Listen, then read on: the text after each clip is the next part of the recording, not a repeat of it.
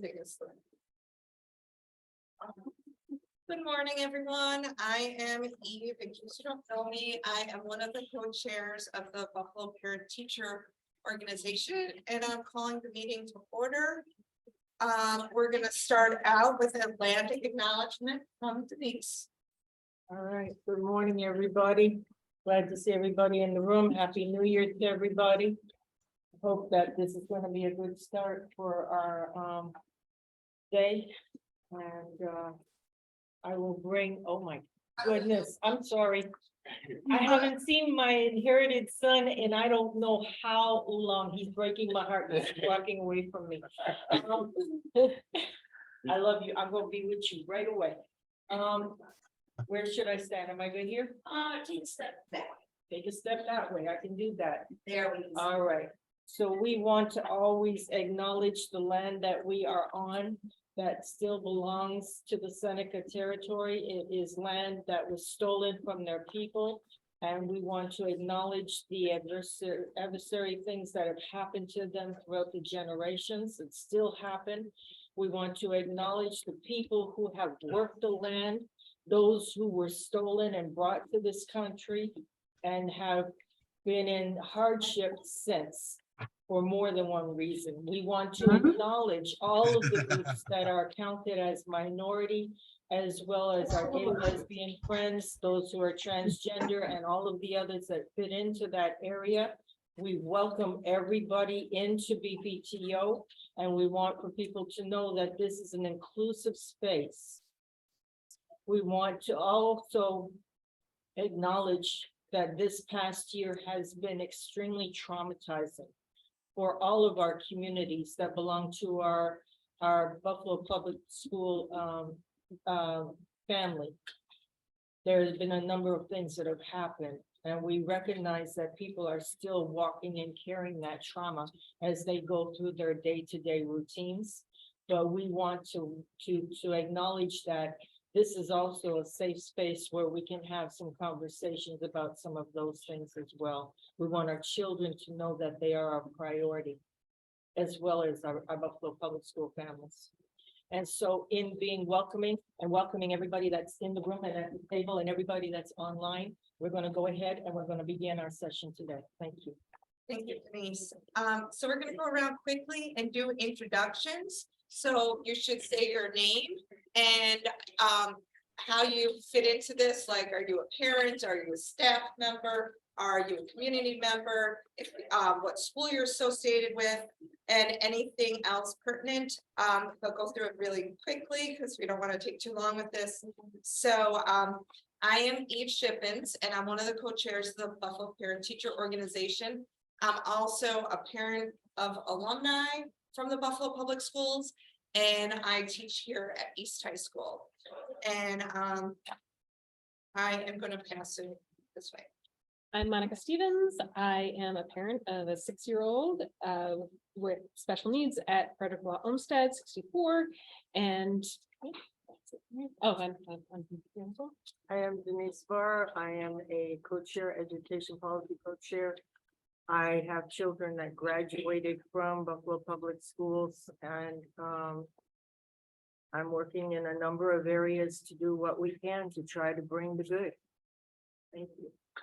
My name is Janet Lopez. I currently have a student at McKinley High School. She is currently a junior. I am also a parent engagement leader for McKinley High School and Leonardo da Vinci High School. I'm Roberta. I'm Roberta Cates, and I am a co-chair and a community volunteer. Hi, everybody. My name is Hope Isom. I'm the CEO of Hope Program Incorporated Organization, and I'm a community-based partner of Buffalo Parent Teacher Organization. do we want to circle back? Yeah, circle back that way. My name is James Payne. I'm a community member. Just allow me to share some information. Thank you. Thank you. I'm Sharon Belton Patman, Ferry District Representative, in this capacity. Here to support my fellow board member and also Board of Ed President, and here to support Superintendent appreciate Jennifer's involvement and for our board member Jennifer. Involved in this, she's very capable, but like I told her, I'm gonna try to make one meeting at least for everyone, every parent group. At least, this year. And I will, the ones that do not have any board members attending, I will attend. Thank you. Thank you. In the back? My name is George Buchanan, I'm a father of a son that's in public schools. Concerned parent at that. I can't be present, I'm excited.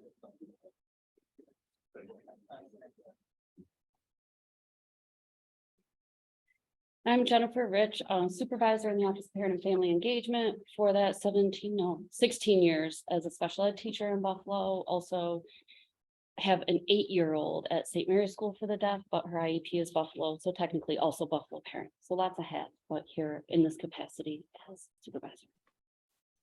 Hi, everyone. I'm Jen McCosey. I am the West District Board Member for the Buffalo Board of Education. But first and foremost, I am the mother and grandmother of children who are registered in the Buffalo Public Schools right now, mother of 2 alumni of the Buffalo Public Schools, and just really proud to be working with you guys. 3, no, 3 and almost 12. Okay, I am Danielle Rizmala.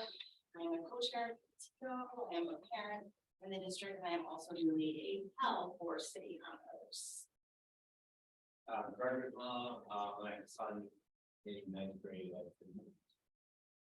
Now we're going to come over to online, and I'm going to start with Ayana.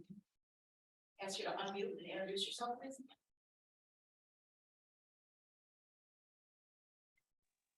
Hi, I'm sorry, I just logged in. Yes, my name is Ayana Long. I am a parent of 2 children that attend Buffalo Public Schools, as well as I am a substitute teacher throughout the district. Good morning, everyone. Good morning for being here. I see we have, whoops, thank you for joining us. Please introduce yourself.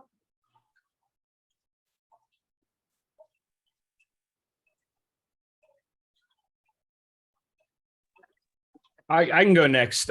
So my name is Tim Monreal. I have 2 girls that go to 33, the bilingual center. And then I guess a secondary role is I'm also an assistant professor at the School of Education for UB. So I'm just really thankful to be here and learning more about the public schools, which we're very grateful to be in.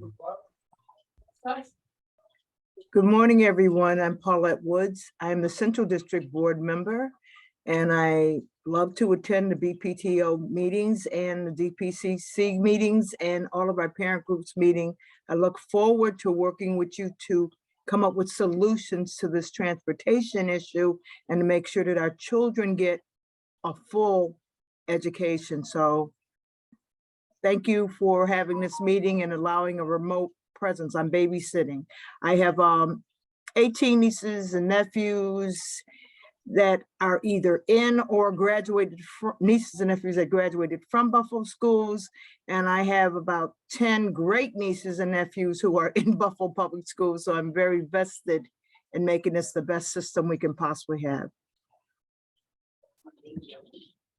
Chris, do you want to go next? Hi, I'm Chris Salamone. I'm the treasurer of the BPTO. I am a graduate of Buffalo Public Schools. My 3 children graduated from Buffalo Public Schools. I'm a retired Buffalo school teacher, and I currently substitute in the Buffalo School District.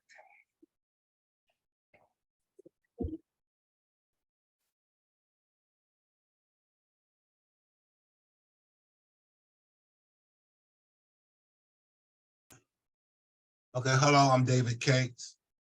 I am a community guest volunteer, a retired teaching assistant, parent of 3 graduates of Buffalo Education, and I'm very interested for my nieces, nephews, because they're still in the system. And that's all I have to say right now. Thank you. Rachel? Good morning, everyone. Sorry I can't be there in person. My name is Rachel Fix Dominguez, and I am a proud graduate of the Buffalo Public Schools, parent in the Buffalo Public Schools, and I am very proud to work for our current superintendent, Dr. Tanja Williams, and the Student Support Services Division of BPS under the leadership of Dr. Sharon Brown. Also formerly a co-chair of BPTO, and appreciate all of you and your commitment to volunteering for the kids across the city of Buffalo. Thank you. We have one last person that didn't show their name yet, and you want to unmute and introduce yourself. And I can jump in too. Sorry if I missed my cue. Can you guys hear me? Yeah. This is Kate Hawk. I'm sorry I can't be there in person. You know, I really don't like remote, but I had surgery on Wednesday, and that's why my camera is not on. I am the curriculum chair for BPTO. I'm a retired public school teacher. I have 3 wonderful sons who graduated from BPS. And I'm really happy to be working with this awesome group of parents, community members, and educators.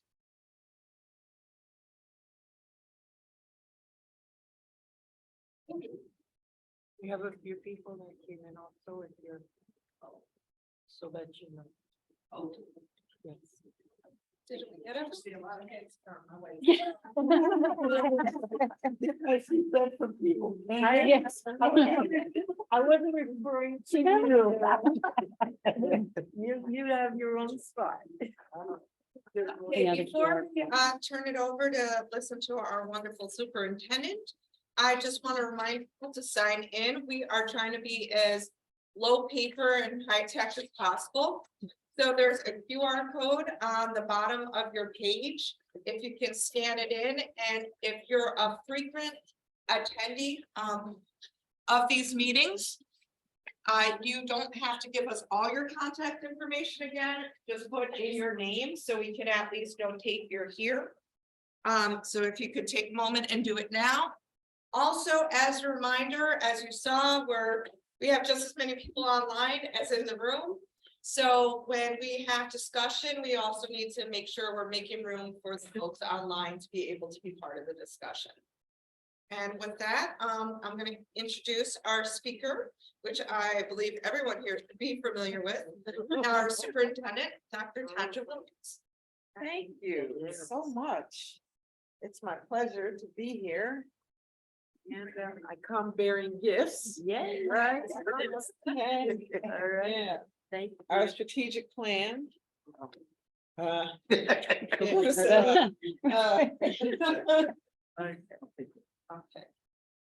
I always like to start certainly by acknowledging when I have board members, when I'm lucky enough to have board members in the room. I like to start, wow, we're in the house today.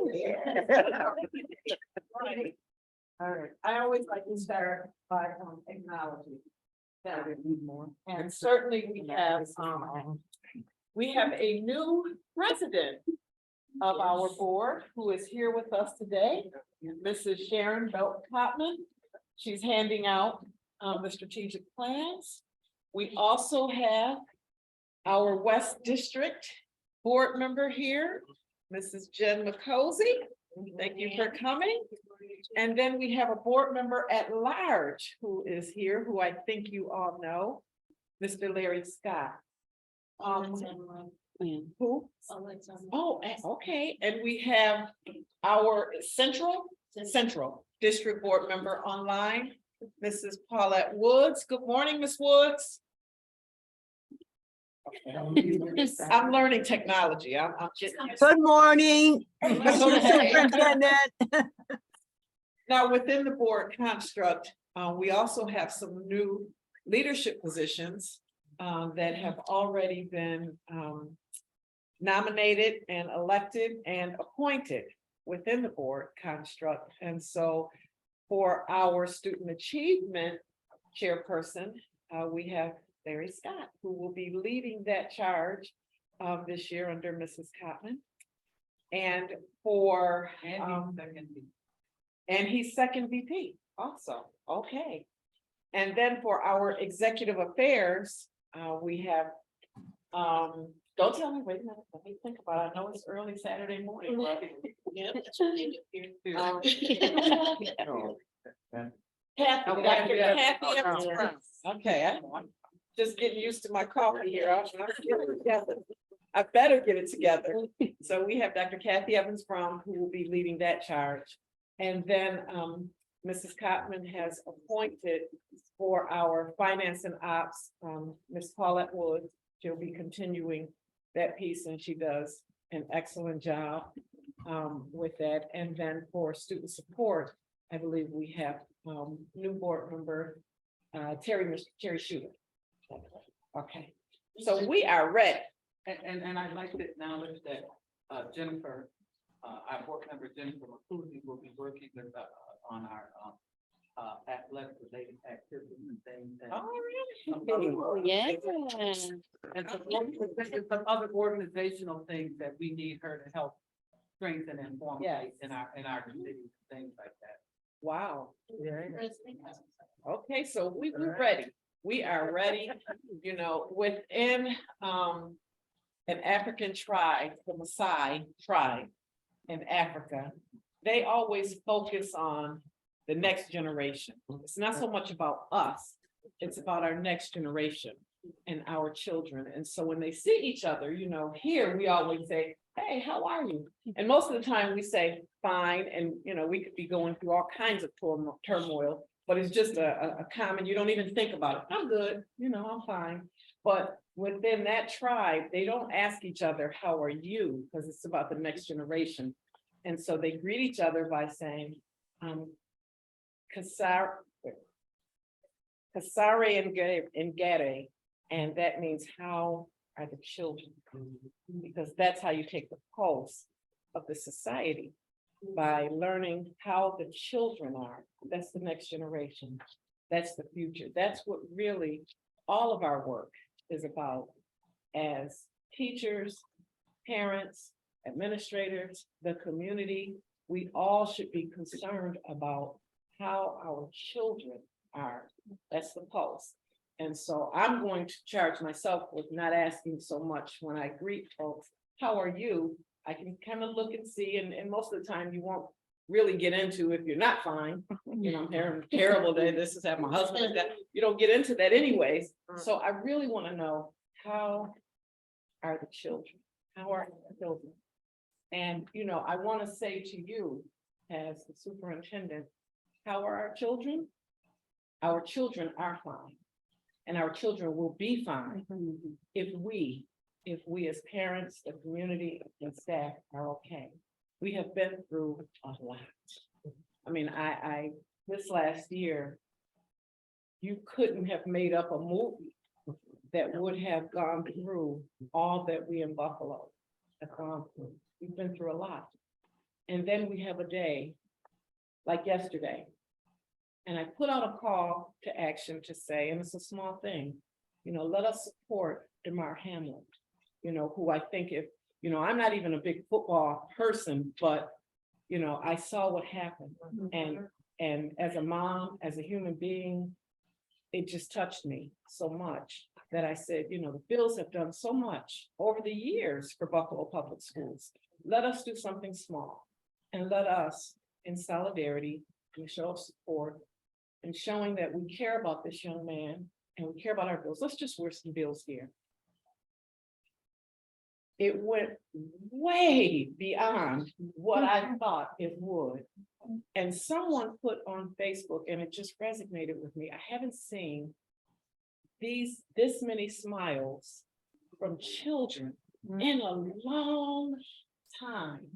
And it reaffirmed for me that our children will be fine if we, as the adults who are leading, guiding, teaching, loving, caring for them, are fine also.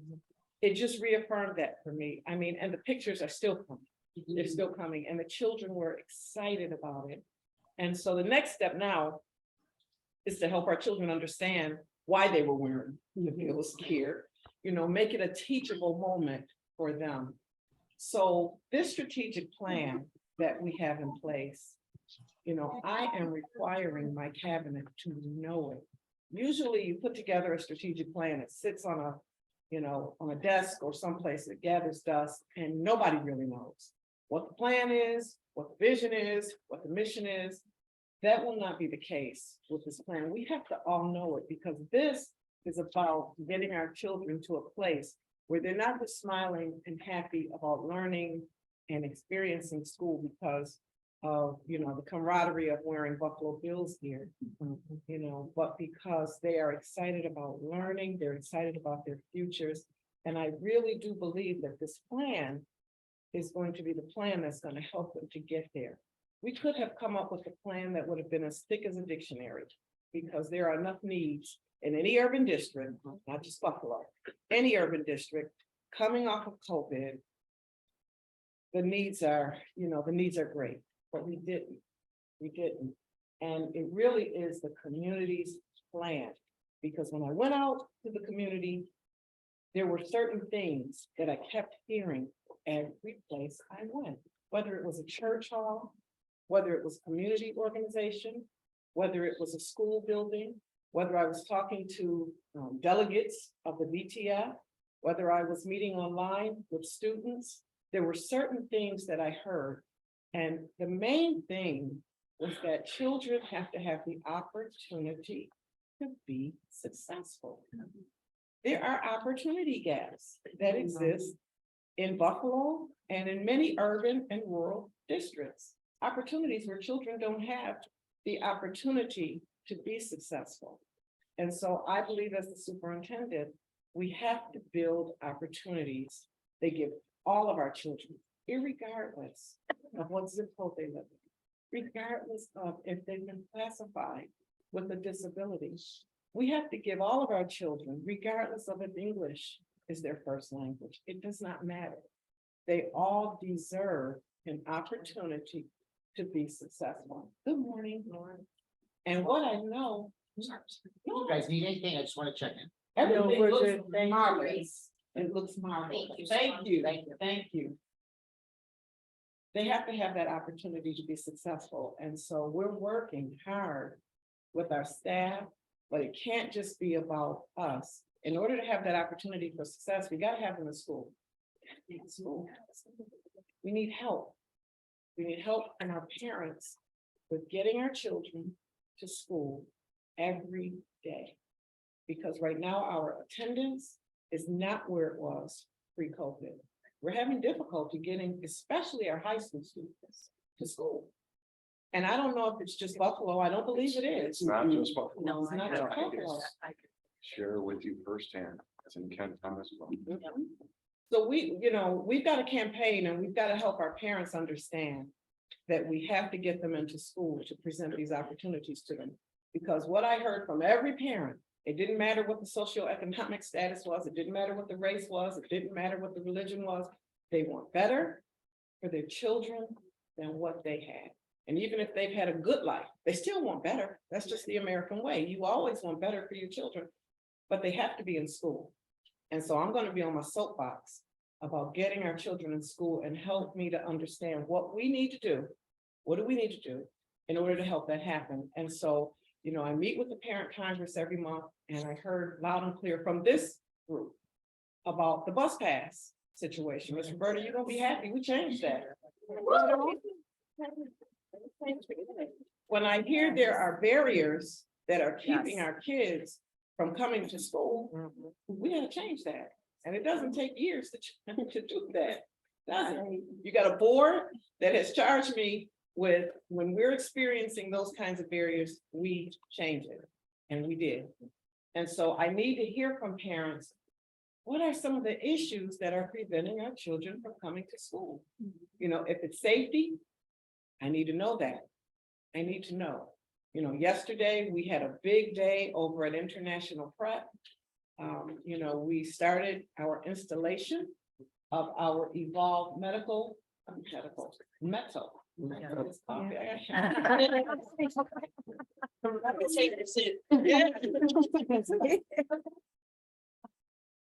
But we started it yesterday at International Prep, and we had our new chief of School Security, Barbara Lark, and our Chief Operating Officer, David Hills, present at the committee meeting. I need folks to listen in to those committee meetings. That's important. You gotta know. You have to know what is happening in the school district where you're working or you have children. You have got to know. And so those meetings are the first and second Wednesdays of every month at 5 o'clock. 5 o'clock. And then we have our large regular board meeting on that third Wednesday at 5:30. Parents have to know their children's data.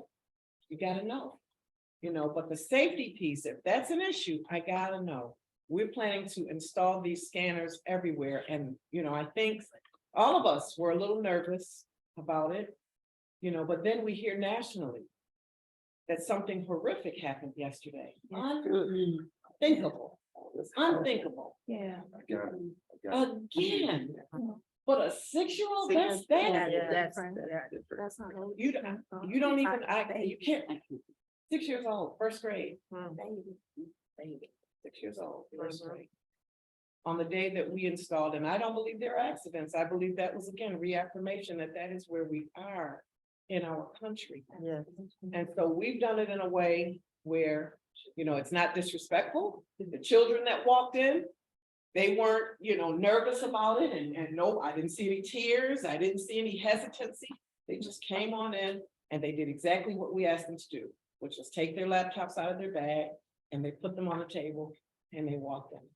And the remarkable thing about the scanners are that, it'll target exactly where something was found. It could be an ink pen. It doesn't have to be any. And in 99.999%, it wouldn't be anything big. But when they see something, that little red box pops up. And so when they walk to the side, very respectfully, it's not that someone says, Mr. Scott, I need you to go. It's not like that. It's very discreet. They're from people that they know and they trust. They step to the side. And when they're wanded, they can just wand that section. They don't have to go all over everywhere because they've targeted. They know exactly where something metal was detected. It could have been a bracelet, could have been, whatever it is.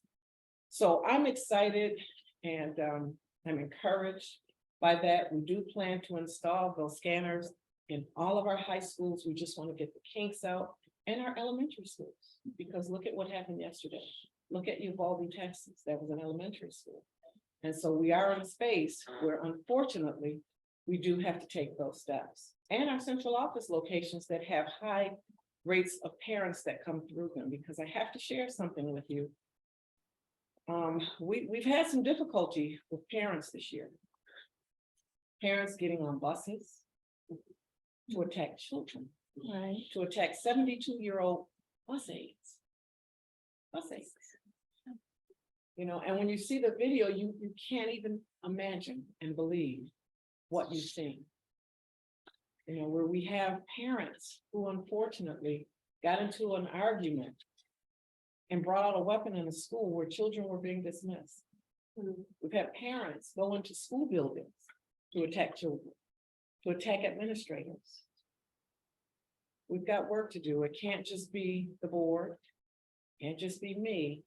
It's got to be all of us. All of us in our community have to take a stand and say that just cannot happen. The same way you go to church, you have certain expectations. When you come into a school building, it should be safe.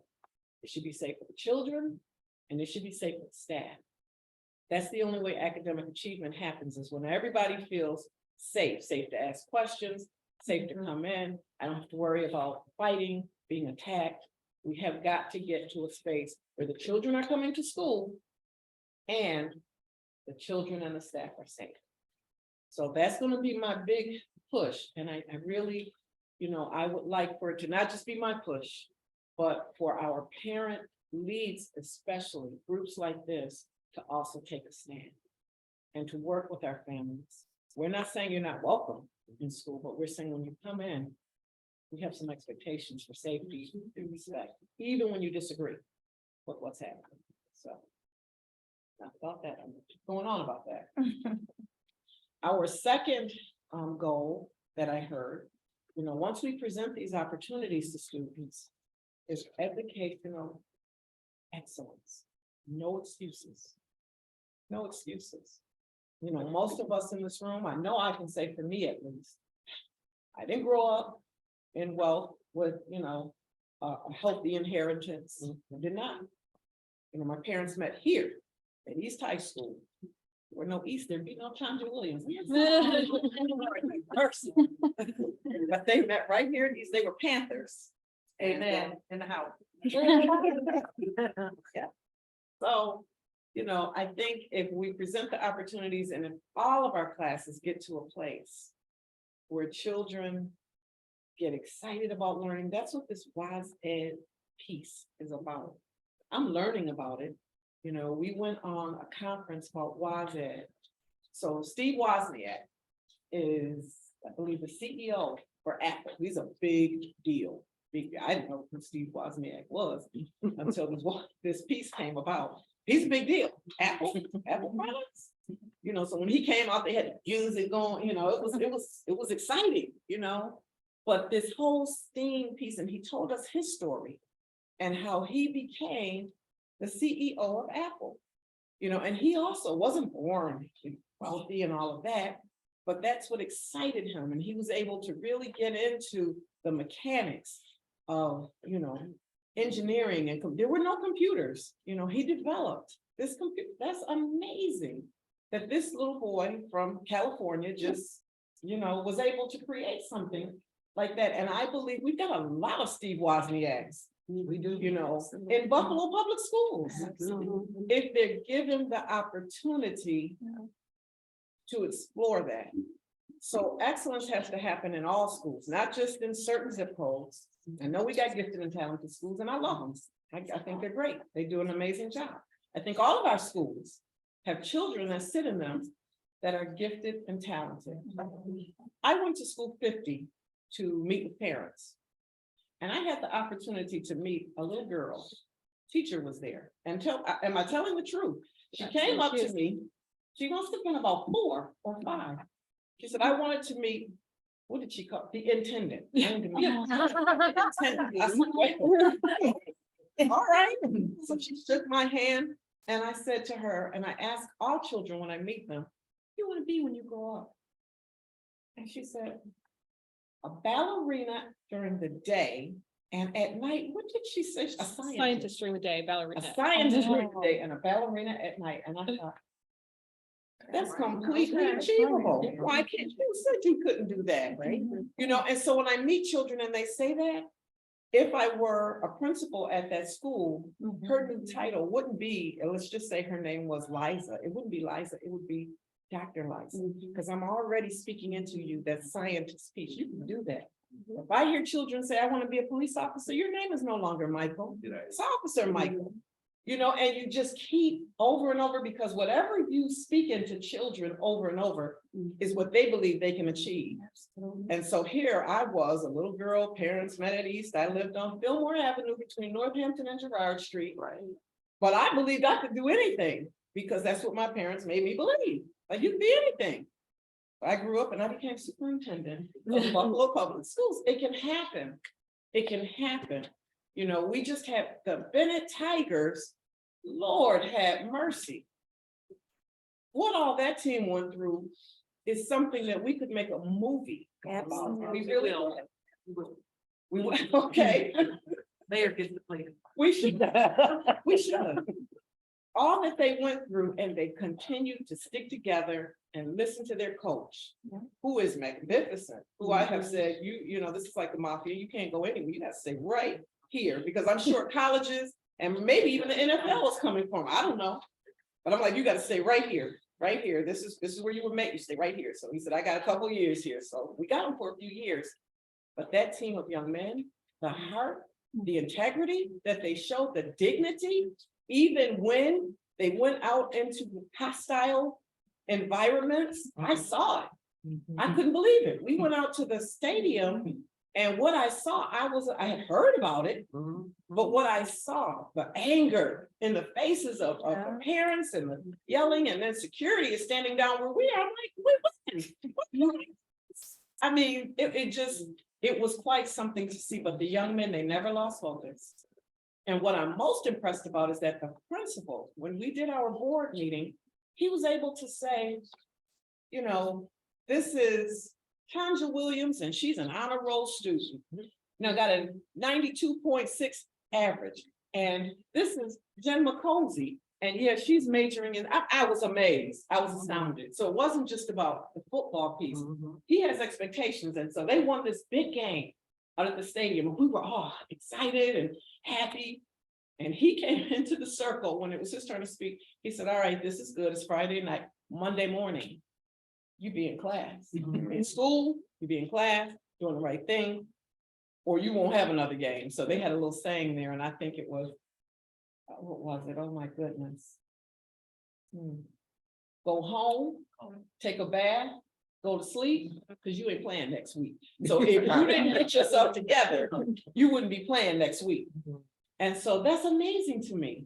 Those are those opportunity gaps and that excellence in education that I'm talking about, not just in the classroom, everywhere, everywhere on the field, in the cafeteria, on a Saturday, when I run into students. I went yesterday evening to the Curtis. There were students, I believe they might have been Emerson Common students, and they were walking past and they were kind of wrestling, but they could see me in the window.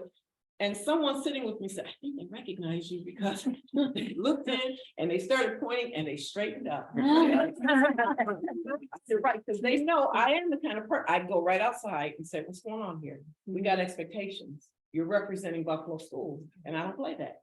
We don't play that. I represent Buffalo schools everywhere I go, everywhere I go. So you'll never see me completely out of pocket because I'm always in this space. I understand the assignment. Understand that. Third goal talks about safety, security, and wellness. Not just physical safety, and this is for everybody. This is for our I want our parents to feel safe when they come into buildings, that they will be respected, they will be heard. That is my expectation, and that's what I share with principals. And when that doesn't happen, the good thing about being a hometown girl who's got 32 years in this game is that I know everybody, everybody. And I got one of those spaces where everybody feels like I know you too. And so I'm at Wegmans and people just come up to me. I'm at the Galleria Mall and they let me know. They let me know. They email me, they text me, and I follow up on everything because it's that serious. I knows. I mean, I was her son's principal. And, you know, I love our children. I am them and they are me, but I got expectations. And I expect that every principal will be respectful to any parent. And I don't care about, you know, substance abuse, you know, socioeconomic status, and they didn't have the best clothing. That doesn't matter. They're a parent that came into the school to see about their children. I expect that administrators are respectful to teachers, teacher aides, cafeteria staff, to custodial staff. Our custodial staff saved lives during that storm a few weeks ago. I was shocked. I didn't realize that they had gotten several of them stuck at their schools, where they had to open up schools, figure out how to get folks fed, how to keep them warm. That's what this is about. We are a community. We're a community. So, you know, I expect that you will never see me walk past someone because, see, my father was a custodian. I got respect. That's what put me through college. And so you'll never see me just walk past someone as though I'm here and they're here. No, I speak. Take a moment. It's free. It doesn't cost anything. And I expect our principals to have that kind of compassion for the staff. I believe that's how you get the best out of people, when they know that they matter, whatever the job is, that they matter. And that's the way I was raised. You didn't have to go to college. I mean, well, I had to go to college because I didn't have a choice, but what my parents said to me was, whatever you do it well. Whatever it is, if it's sweeping floors, you be the best floor sweeper in the building. And that's important to do. And that's important. So that's the expectation. That wellness piece is important. Now, I heard from our students, we got some work to do with lunches. They don't like it. Oh, yeah. Everything on the tray is brown. I was like, work cards, chicken McNuggets and peanut butter and I'm hearing that there's one portion size, whether you are high school students or kindergarten. We know, especially our high school boys and middle school boys, I mean, they eat happy. They eat the so right. Work on that. Look. From the mouth. Every day, lunch, bacon, lunch, bacon. Wow. See, now, see, I heard that. I heard that. He got to my ears, he got the board members' ears. And I believe we have a person leading our cafeteria staff. Bridget Wood O'Brien does a fantastic job. But she got to hear from the kids that we got some work to do. You know, we need to look at some salad bar. I don't know what we need to do. That's really her expertise area, but I'm hearing that from children everywhere I go. Children as young as Alex and as senior as those young men from Bennett High School, that we got to do something better. If I can just add, I'm with the Farm to School project. And I've been very clear in telling people, do not expect, as an adult, do not expect your children to taste food the way that you taste food. Their appetite for food is different. So we want them to eat certain things, but they're not gonna eat it the way that you eat it because they have a different concept of what things should taste like. And it's very important for people to understand that as well. That's true. I may call on you and talk to you a little bit more before I meet with Ms. Wood O'Brien. But that is a conversation that I heard over and over and over and over and over from our kids. So, so we're gonna address it. We're gonna address it. The safety piece, we've hired a chief of school security. I'm excited about her. She came from the Buffalo Police Department as a deputy commissioner, but she also was a DARE officer. So she knows about the preventive work that has to happen in working with children. Very different from working in the community with hardened criminals. And so she brings kind of that nice balance. And she's moving things quick. I never thought we would have those scanners this quick. Not only that, we've got new wands that are already here, up to date. You know, because the wands we had, I mean, my goodness. I don't know if you ever saw them, but you know, they weren't user friendly. You got new ones and they got a little holster on them. So, you know, they don't have to walk around like, you know, carry. They can just walk. They got a little holster. We've got our new walkie-talkies. You know, that's important. We've got some other technology. I can't tell, you know, about that, but we got other technologies that are being installed in our schools, and it's moving quickly, and that makes me happy. I think I've got the right people in the right positions. Suspensions are an issue, no doubt, no doubt. I would love for us to get to a space. We have none. But I don't know of any district, not a single one, and I Googled it, I have looked, where you don't have any. We gotta have some order. For people to feel safe, we do. We have to. I'm all heavy on the preventive. Let us do the restorative practice. Let us train our teachers on trauma-informed care, yes. But when you've compromised physical safety, we got to make it a teachable moment. We got to say we can't have that. That we cannot have. Because safety is high on my list, and as parents, I believe every parent wants their children to come home the same way that they sent them to school. Not with eyes that are blackened or broken arms or any of that. Now, if it's a verbal altercation, we do the restorative piece. We want to do that. But the physical safety being compromised, I'm very clear about where I stand on that. But I hope we get to a place where with all of the restorative work we're doing, you know, we don't have to have any. And I will say this, we have decreased our long-term and our short-term suspensions. If we had 0, I'd be thinking something's up. The data isn't right. So it's a progress, it's a process. It's not gonna go from this to that. There will be a process whereby we should continue to see decreases, and we have already begun to see decreases, which lets me know that the folks in the classrooms are working with students. Folks in our offices are working with parents and making sure that we're coming together and giving opportunities where we don't have to suspend. We don't want to suspend. It's a lot of work for a school and, you know, it's a lot of anguish for the parents and for some of our students, for most of our students. It's not something that they want, even though I've heard that narrative, you know, that they want to be suspended so they can sit home. I don't know, most of the parents I talked to, it wasn't like you coming home to sit. They weren't happy because when you come to school as a student, you're representing your family. So when you come to school and you cut up, my mother used to have a little saying, where you cut up is where you get jacked up. So Exactly. you know, you don't go to school. You don't go to school cutting up because you're representing me. Yeah. When you do that, people think I haven't do anything when you go to school. So, you know, parents don't want their children in school, not behaving and not learning. So we're gonna continue to work with it. And I'm working closely with our parent Congress leads on finding ways that we can continue to do that. That's what we want. That's what we want. The fourth goal talks about activating voice.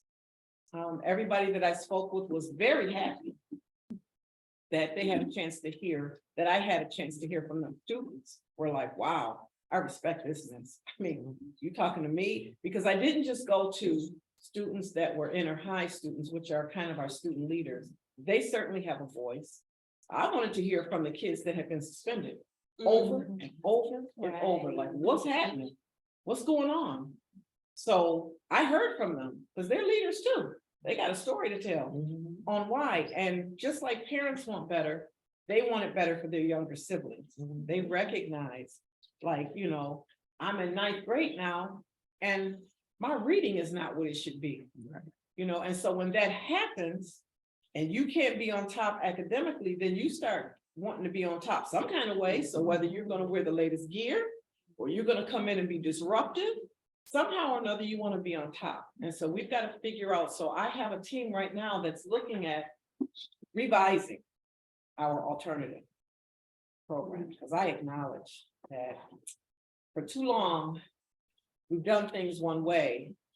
And so when we get certain outcomes, we shouldn't be surprised. It's time to shake that up and look at it and say, you know, alternative doesn't just mean for students that, you know, fight. It's for students who academically may be behind. It may be for students that, you know, have anxiety. It may be for students that have had children at a young age. It's a whole gamut of things on why a student might not be successful in a traditional school building. Whole lot of things. Some schools are just too big. It's just too much to navigate. That doesn't mean that you got to have a stigma on you and you get sent someplace, because we've got students that have behavioral issues. So they are working really hard on revamping alternative programming. And I think we're going to be pleased with what the result will be. But we've got to do something as we're focusing on our earlier grades 3K, or really 3Y through grade 3. We also got kids in the pipeline from grades 4 through grade 12 who haven't necessarily gotten what they should have gotten. And we gotta keep the focus on them too, and making sure that they're moving through. If we get that right, then those babies that we're focusing on so much, as they move up, we'll be ready for them. And it'll be a good progression. So we are revising that. So it's about the activating voice and cultivating trust. Okay. See, I got my coffee. I'm on cultivating trust. You know, I didn't realize there was so much distrust in the community, in our schools and our district. That's how I sat in this seat, doing something that was just a small thing, doing a listening tour. I heard that over and over again. We've been saying this forever. Nobody hears it. No. So it is my role. I'm out. You know, I want to hear from the people. The community is important to me. You know, our parents are important to me, and I want to hear from them. I'm cultivating trust. I want them to trust. We have been transparent. There was a time that we didn't put our suspensions and attendance publicly on our webpage. I don't know why. Find me another school district that does. And find another one that does. We put it out there. You know, when the scores came out, people were hiding. We did not. We acknowledged what our scores were. Game on. That's the way I am. I'm competitive like that. Game on. We know where we are. We know we had learning loss for 2 years. We understand that. Now we grow from there. That was our benchmark. We are transparent about our data. You know, we have nothing to hide. And I've gotten our principals to a place where they know too, they're safe. Because if I see high suspensions in a school, that's not where I come in and I got you. That's where we come in as a team and we sit down and we look at how can we support? We've got enough staff, Buffalo Public Schools, who are licensed, certificated, support, you know, they got support, acknowledgements and certifications that we should be able to come in if you're experiencing a lot of issues and provide support. Where are the suspensions? Is it after months? Do we have enough staff there? How can we support? That's the way we come in. But we won't know that if suspensions are not being put in and it looks like everything is groovy. And then I come to the school and it's like, whoa, what's going on here? You know, so we want to be honest about what our data is. That's the only way we get better. That's how we interrupt cycles and patterns. So we do. So that's our. Oh, no. Oh, okay. This is the principal of Eastside School. Johnson Cofield. She does a fantastic job over here. She's got a lot of work on her. We got to get her some assistant principals over here too, right? Yes. Yeah.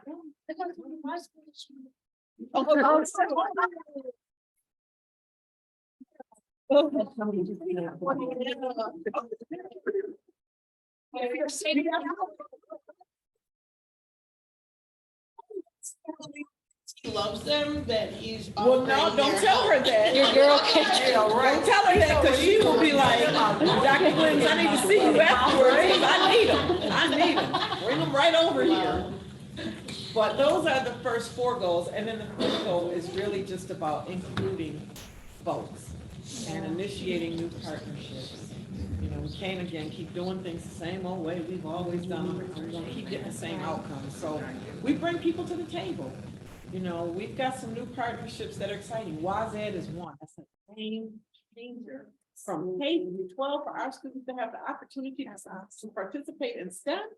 I mean, and I wasn't sold on this, I'm gonna tell you the truth. I really didn't, you know, I know Ms. Common had been talking to me about it. I was like, okay, you know, but I got invited to School 64 Olmsted. And they had this day of STEM. And Principal Marquita Bryan does a fantastic job over there. She really does. So I go in and, you know, she's on stage and she's, you know, talking about it and everything. And I'm like, okay. But again, how are the children? That's what I look for. I mean, I want to hear from children. So afterwards, we got to go into the library to see, you know, what it was like. The kids were so excited. I mean, Miss, you gotta come see my, Miss, look at this. And see, when you do this, if you turn it this way, okay, now watch this. I was like, wow, this stuff works. It works. And then I went to our high school fair that we do every year over at BACPA. And there were high school students from Research Lab and they were flying drones and stuff. You gotta try it. It's so much fun. All you gotta do, okay, now let me show you. All you gotta do is, and I said, wow, so the babies love it and our high schoolers love it. When they can see the meaningfulness in learning and they can have a part in it, they're in. They are in, and they were teaching me. So I said, okay, we're in. There's not another district, another urban district that is doing what we're doing. We're the first, not in the state, not in the country, in the world. I couldn't believe in the world. Am I telling the truth?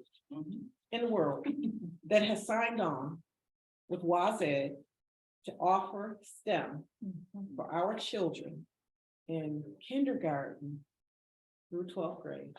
And I can't wait. So we went down to the conference and all these other school districts, this is our first year. We were only in it for like a couple of months. So they're all, talking about it and bragging. And something must have resonated with North Tonawanda because they want to partner with us. And they said, next year when we come back, we taking this by storm. I'm like, game on, I'm competitive like that. So when we go back next year, there will be a team of us. And we're gonna showcase everything we've done this year. Some exciting things are gonna come from that partnership. Modified sports. Game on.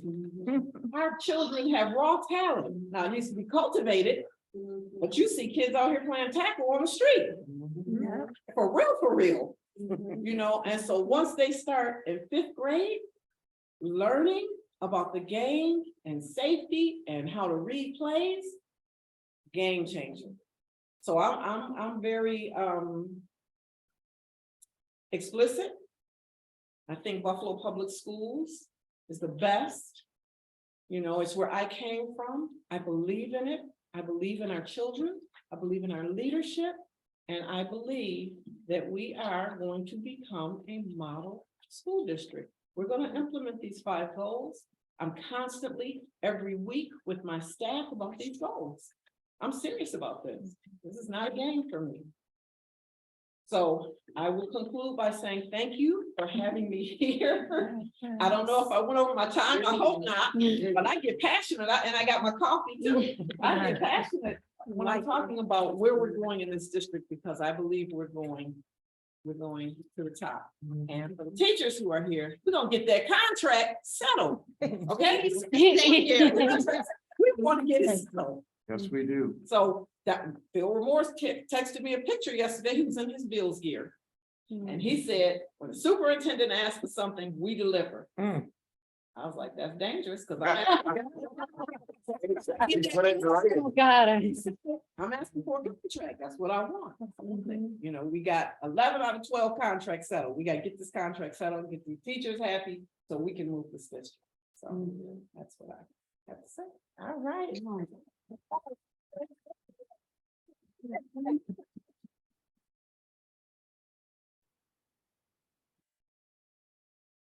Did we have any questions really quickly so that we can make sure that we, Denise. yes, sir. Yes, I do, for Superintendent Williams. Yes. My son attends school 17. The principal name is Miss T. She's extremely unprofessional. We got a big day together because I disagree with something she said. And I'm looking for help in regard to that. I got some lawsuits that are working against me, harassing my mom, that I want to deal with her. That's why I came here, not too happy with her. So I wanted to see what the guidance was with that. I'm gonna give you my contact information and we can talk. I want to hear a little more about it. Okay, thank you. Thank you. Anybody else real quick before we move on? We're good? Anything online, Ms. Danielle? We're good?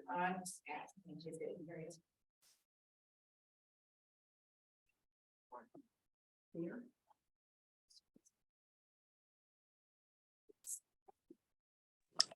Yes, I do have a question in regards to the STEM program.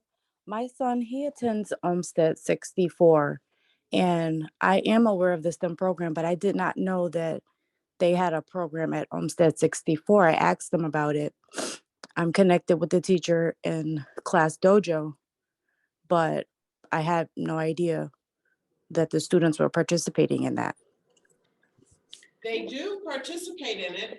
When I went out last year, it may have only been for certain grade levels, but what's happening right now is that it will be offered to all of our children. That's what our equity piece is all about.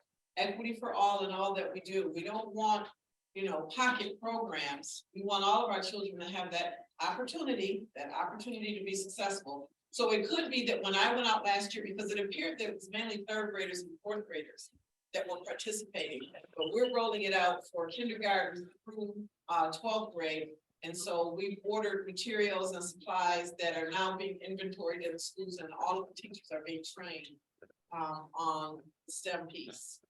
I can also speak to that, 'cause my son's also at Olmsted 64, and for the very younger grades, they take bins from the STEM lab and bring them into the classrooms. They still get access to the same tools, but the younger kids don't go into that part of the library.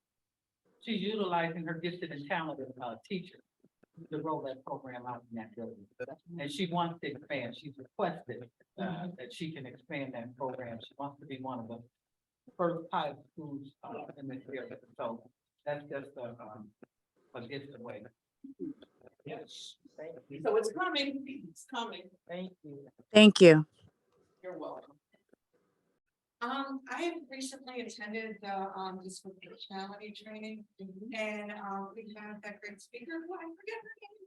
But Dr. Burrell brings in so many great speakers, I wouldn't want to call one over the other. But at the last meeting, and one of the things that she highlighted for me that I'm trying to figure out how to do this 21-year teacher, to think I would know. She talked about joy.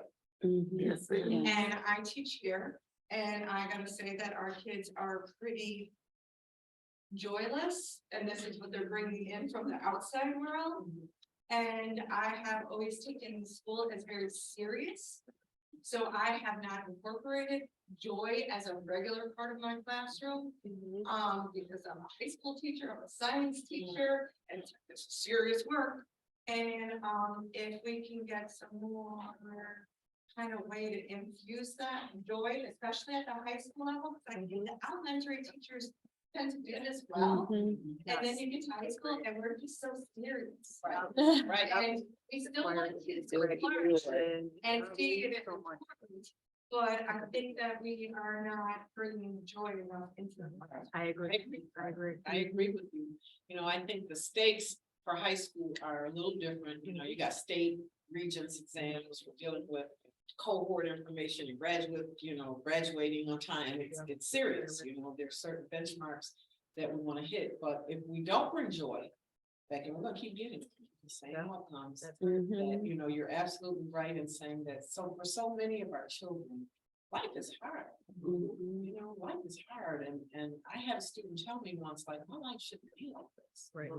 I had to agree. Like, you're right, you're a kid, you're a child, you didn't ask. You didn't ask to be brought in this world.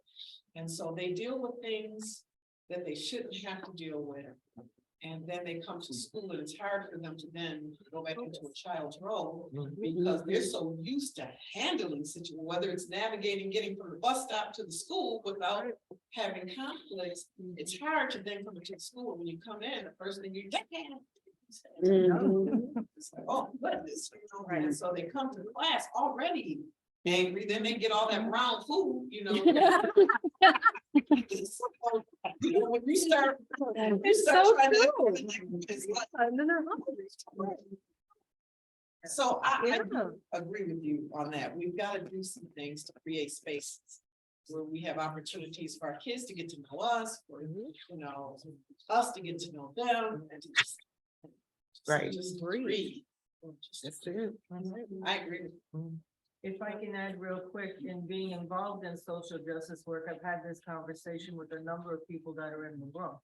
That I have been very intentional in asking for grace and looking for joy when I attend in certain spaces. But again, we don't teach our children how to do that. They don't understand how to maneuver in that way. If they understood that they can take a moment to ask for some grace, or I need some joy. I just need a moment. And it's important for mental health. And especially where we are right now with all this stuff that's happened and is happening, that they have a space where they have opportunity to be able to just breathe for a moment and do that. That's true. That's about the safety. They've got to feel emotionally safe, not just physically safe. They've got to feel emotionally safe that I'm having a moment. So when I come in and I've got my hood on, you're gonna take care. Well, maybe I didn't get my hair done nicely. So maybe I don't want to take my hood off today, but it doesn't come out that way. It comes out bad. I'm gonna touch you out because now you're telling me to do this in front of everybody. And I gotta perform now. Somebody's gonna win and somebody's gonna lose. You're gonna lose because all you can do is suspend me. So I'll just take it to the extreme, and so that's where we're working with, our administrators on understanding some of that. New York State Teacher of the Year that was, nominated by, NICET, is Billy Green. He is a science teacher. And he presented to us and he talked about that subject and his students soared. So you might want to think about reaching out to him. I know he will come to Buffalo. And he's animated, so just know that. And so, but there are, he talks about that, and I just think that he had harnessed that, so he might want to have a conversation with the teacher who has harnessed that from his classroom. It's important for our teachers to feel safe too. I know we got these walkthroughs. I know we come in and it's like, you should be on page 46, paragraph 3, and you're way back on page 23. And so it's hard then for you to try to take a moment and say, let's have a time where we can just have a circle time. Let's just talk for a minute. We just went through a lot, because now you're getting behind on the curriculum and, then we come in. You're not truly. I do student talk Thursdays. We talk the whole year every Thursday. And it's a time savings because guess what? The rest of the week, you don't have this information. We don't have this information. So if you have to spend 10 minutes each class, instructing people on what they should be not doing, then guess what? That's 40 minutes a week, 50 minutes a week. I take 40 minutes a week. We talk things out if we need problem solving. And I'm not saying this like I have a perfect classroom where everyone passes. No. My biggest issue is self. As I look at Alex now, yeah. I put it down about 5 times. It's Saturday morning. But taking that time to do student talk, I tell the kids, we're building communities, this is what we do, we problem solve. If you need to tell me about me, this is the opportunity to tell me about me, what's working for you, what do I do that doesn't work for you? Nice. And keep doing it, at first they giggle, they laugh, and think that's corny, but keep doing it, because then they begin to look for it and they begin to trust. Oh, they get mad if you don't, like when I went to the disproportionality training, that was a Thursday. Yeah. Yeah. Yeah, that's what they do. I mean, as a principal, I had to make sure my teachers were safe, and we thought of all kinds of creative things that we did over at each week. I mean, because I had to make sure they were safe in order to make sure the children were safe. So there's this other saying, I got a lot of sayings, you don't know that, if you don't feed the teachers, they will eat the children. And that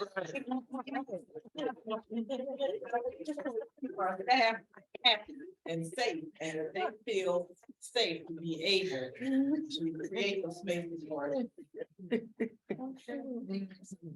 Do you have a way to recognize substitute teachers that have been absolutely awesome and amazing? I agree. I agree. Yes. We need to have a lot of. My son has had a substitute all year. Her last day is Monday, and she's been phenomenal at making him feel valued, cared for, and keeping him super engaged. And it's been awesome. And I hope that she'll somehow be recognized and have a place in GPS, because I love that. Other students. That would be the best. Someone awesome. Yeah, that would, That person, get them hired. Yeah. Get her hired, yeah. Right. He's great. I will. I've been just so happy to have her. So I know at our board meeting coming up, we always have superintendent recognitions, and so for this one, we're going to recognize, a group of folks that don't often get recognized, our custodial staff.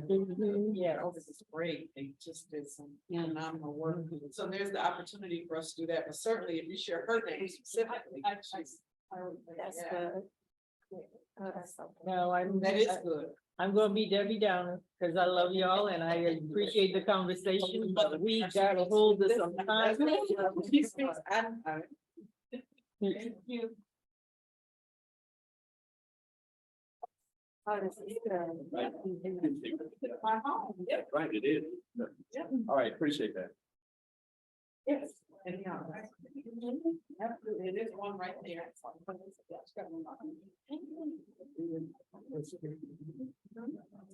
Okay, so I am going to move on to the next piece of our agenda, and I'm going to be super, super brief. And I'm going to ask for feedback to come as submitted to us, as opposed to go over and have it happen now. BPTO is in coalition with a group called Our City. And we are working on a citywide platform on all these things that we want to see in our city as far as improvements. And BPTO, we presented on this, I believe, a whole meeting a few months ago. And so we recently in December,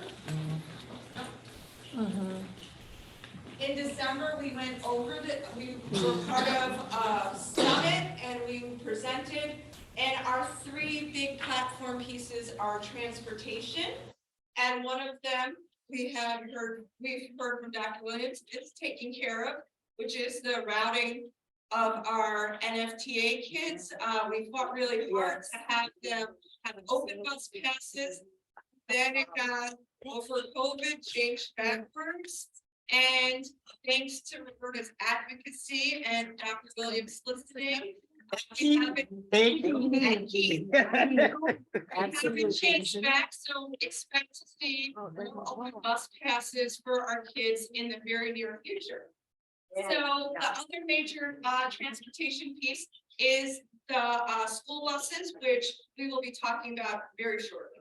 Oh, I'm so. And I'm so used to reading in my classroom. So I don't know. And then the next thing is, we want to advocate for full funding of our public school system. Most of our funds come from the state. And right now we have a governor who is actually fully funding the Buffalo Public Schools, first time in a decade. But we can't let that slip backwards. So as the state has to close gaps, you know, they close those gaps on the backs of our kids. And so it's important to always make sure that we are in contact with our local and statewide representatives about what we need in the Buffalo Public Schools. Because the dollar amount sounds like we have all the money in the world, but we also have all the needs in the world. The schools are the major center of advocacy for everything a child needs. We have health clinics, mental health clinics, food, clothing, you know, everything a kid needs ends up going through the Buffalo Public Schools to these kids. So it requires a lot of money. So that's one of the things that we always want to keep our eye on. And then the last thing is, of course, suspension and the pipeline to prison, because we know that kids who are not successful in school, kids who are pigeonholed into being the bad kid, that their outcomes are not very optimistic. And we don't want to be determining somebody's future when they're 6 years old. And so we want to keep on breaking down these barriers to success. And the work that CLRI department and the disproportionality work has been really making huge difference. And we want to just make sure that we keep on pushing for more of that to be infused, greater understanding, and also to get out into the community so that more parents and caregivers can be partners with the school in speaking the same language about inclusion and opportunity and how to handle resolutions, and also how to advocate well for your child. So this is an important piece. Like she mentioned Bennett, my youngest graduated from Bennett. He got in trouble one time for saying something to a teacher that was disrespectful, and he got a suspension letter and was told not to return until I could return with him. And so I sent an email back to the principal and I said, that is not how we handle this. It was a disrespectful statement. I understand that he will be in school suspension during that teacher's class, but he's going to the rest of his classes I cannot make the meeting that you put in. I will be in at this time and he will be in all his other classes until then. And I signed it with all my titles, who I was as a teacher, who I am in Buffalo Parent Teacher Organization. And all of that. It went the way I said. Why? Because I know how to advocate for my child, but you shouldn't have to be a master's degree educator in the field and in parent groups in order to know how to advocate for your child. Right. And that's something that we definitely need to bring out into the community more is how to say it. It's a partnership. It's not just what the principal is not the dictator. That's right. You know, so if you don't agree, there has to be a way that you can step up and say, I don't agree and be heard. So we want to make sure that we are teaching that. So these 3 things we're going to send out and can we send this out in an email? And we're asking for feedback. So make sure if you didn't sign in yet, make sure you scan your little QR code, make sure you put the email so we can include you on our email list. And if you have any feedback on these 3 platform pieces, what's good about it, what's bad about it, personal stories, anything you think we should add that makes it stronger and better, please let us know. And I'm not going to open it up for discussion because we're really late on time, if that's okay. Thank you. Turn it over to Monica. Monica. You know what, can I just do it from your computer, is that okay? Yeah, if you can just go to the website.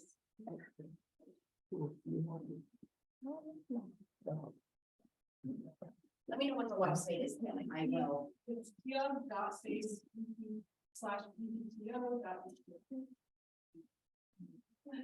It's the same link I texted you earlier. And then let me just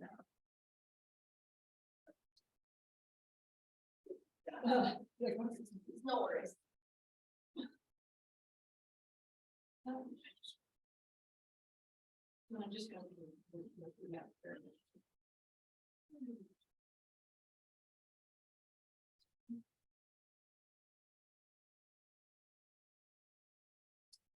Okay, I know what you were doing. I was still trying to figure out how she got the picture of the front of my mansion. Oh. Stop with it. So therapist right here, you can go to it. I presented this at the Board of Education meeting in December, but I updated the results to more most current as of Thursday night's data. So it's the same information.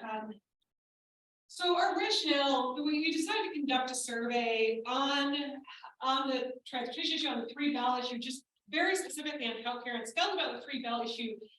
Because of the confusion and concern that arose from parents on our Facebook page, but also on Twitter around this, and that really followed after the Common Council's resolution concerning the 3 bell schedule, recommending state of emergency. And so we had, the one where people said I was confused on the motion to declare state of emergency on our Facebook page received over 100 comments of parents asking questions, what's going on? And a lot of confusion and concern about this. A lot of people worried that parents weren't asked and that sort of thing. So before, as BPTO could take a position on what is our position on the 3 bell schedule, before we did that, we asked parents, what is their opinion of this before making any statements about it, to find out how parents are feeling about it. And so we had a 6-question survey, very simple survey, which you can access there, tiny.cc/belltime. We administered it from December 11th, 2022 to January 5th, 2023. So 3 weeks. Again, these are slightly different because from what I've said before, because it's been an extra few weeks, but it also is only about 1%. So distributed through BPS parent groups, Facebook, Twitter, Discord. We've sent out a newsletter and an email list to different schools and Facebook groups or different school parent groups. It was also shared on channels on the news, and we received a rapid, really overwhelming response from parents in the district about their on here. Again, very simple questions. I'll go through those. So the vast majority of parents do not support a change in bell schedule, and 86% said that they do not support any change in bell schedule. But we had about 7% say they support a change at the start of the next academic year, and about 7% say they support immediate change.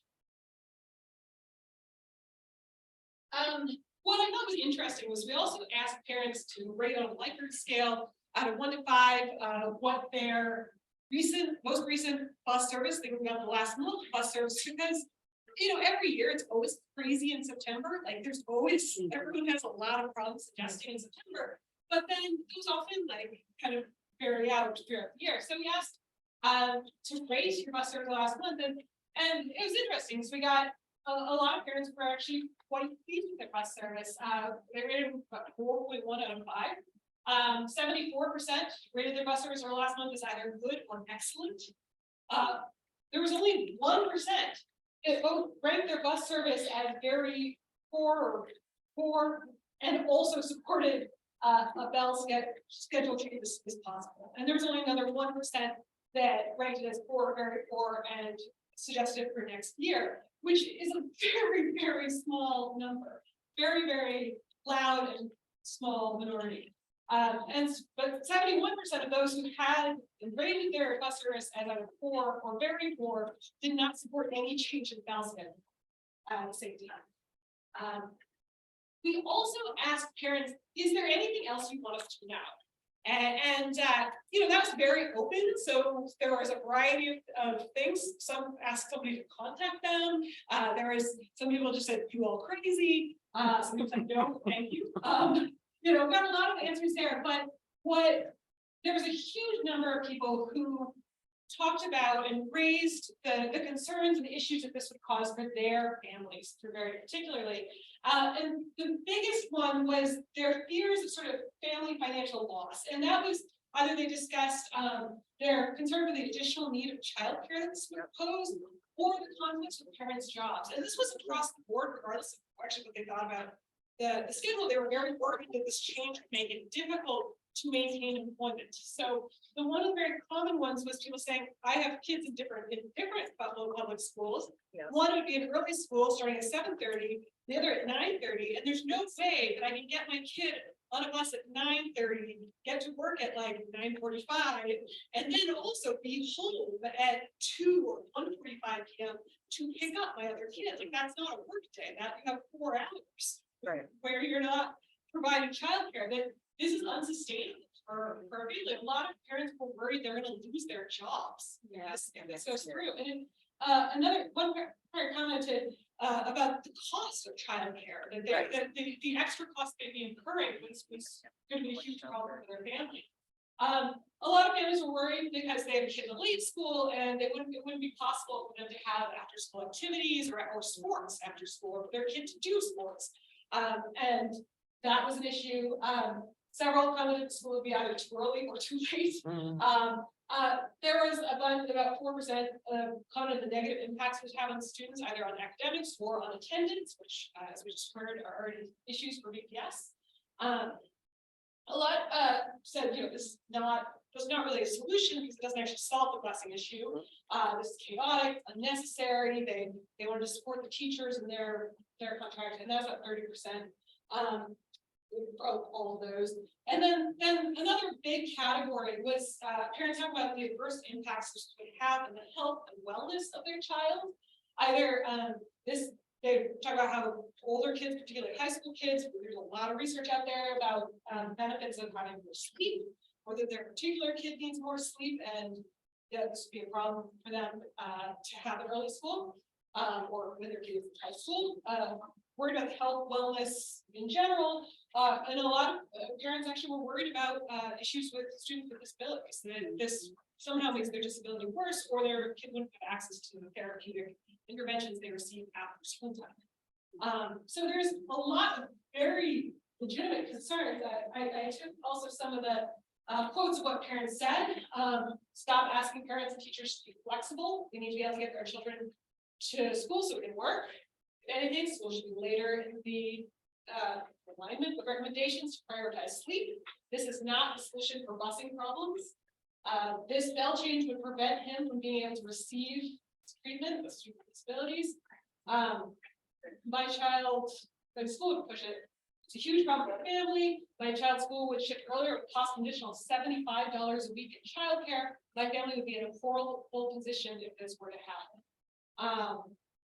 I would have one child start at 7:30 to 9:30. How do I manage the schedule and keep my child? This is the last row, of course, we move out of the city. Please don't do this. It's a terrible idea. Would not be able to keep my child at Bennett Park Montessori if the schedule changed. This one has 5 kids in 3 different schools. The youngest kids don't start till 9, they get up at 6 to get their siblings to school. They'd be starting later, getting up earlier for the siblings. Little kids are exhausted by the time they get home. Absolutely, that's there. I fear one of us would lose our jobs. I chose schools based on our family needs, and here we'd have to change it, be unable to do hockey. We have a 2-household family. I would have to change my parenting. Parents losing custody of their kids or altering the custody of their kids because of this. And this seems unfair. Also, the earlier they're dropped off at home, the longer they are alone without adult supervision. It's also very legitimate concern, especially with younger children who cannot be left alone. So the parents who were trying to change the academic year 23-24 actually said pretty much the same thing. But there weren't that many comments on those. I'm worried 2 schools with different schedules that won't be in place for my kids. They after school program differently. Teens need more sleep and naturally sleep in the morning. This would fall heavily on families and staff to adjust. It's a big risk. The children in 2 different start time schools, if one went early, one went later, what kind of work? Take like 4 hours.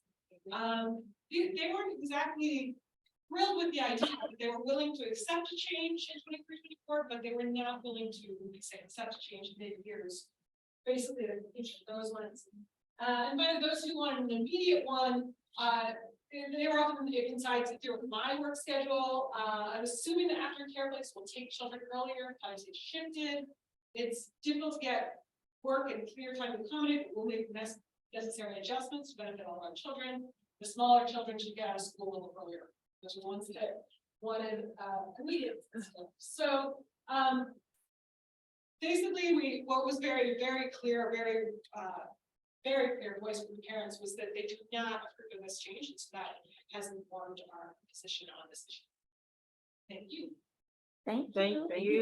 Any questions? I also, if you want the handout that I gave to the Board of Education, I just wrote it on my website, gov.space/bpto.html, and you can just grab it in here of the results of the presentation that I just gave, and as well as the handout.